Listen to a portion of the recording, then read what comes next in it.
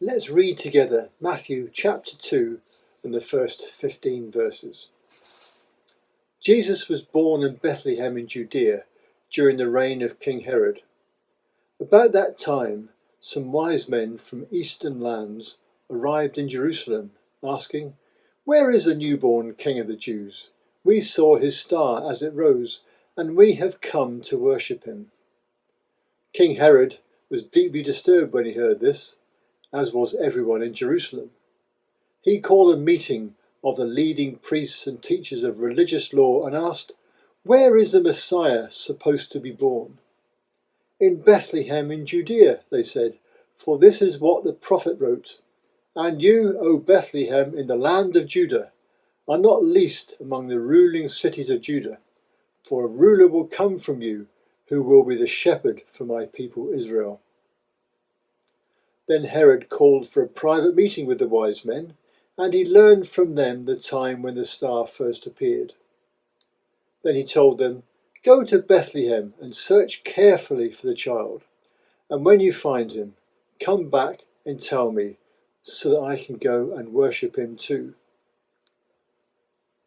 After this interview, the wise men went their way, and the star they had seen in the east guided them to Bethlehem. It went ahead of them and stopped over the place where the child was. When they saw the star, they were filled with joy.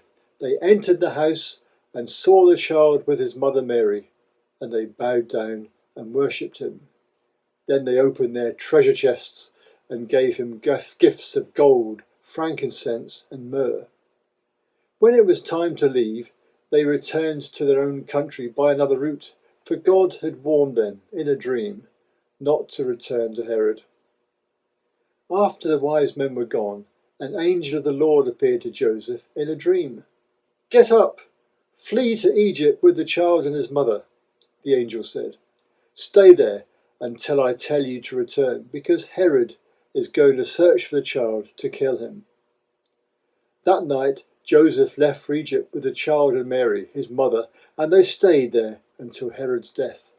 This fulfilled what the Lord had spoken through the prophet, "I called my son out of Egypt."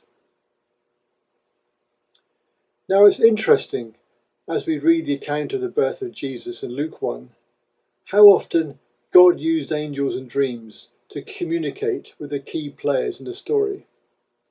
You will remember that the archangel Gabriel appeared to Zechariah in the temple, telling him about how his elderly wife Elizabeth was to bear a son, who we now know was John the Baptist. And then Gabriel appeared again, this time to Mary, with the news that she would be the mother of God's son Jesus. Then in Matthew 1, we read how Joseph, Mary's fiancé, was visited by an angel in a dream, reassuring him that it was okay to take Mary as his wife. And in the passage we have just read, God again used a dream to warn the Magi, the wise men from the east, to return home without telling Herod where the baby was. We read again about another dream that Joseph had, this time telling him to get out of town and head for a safer place in Egypt.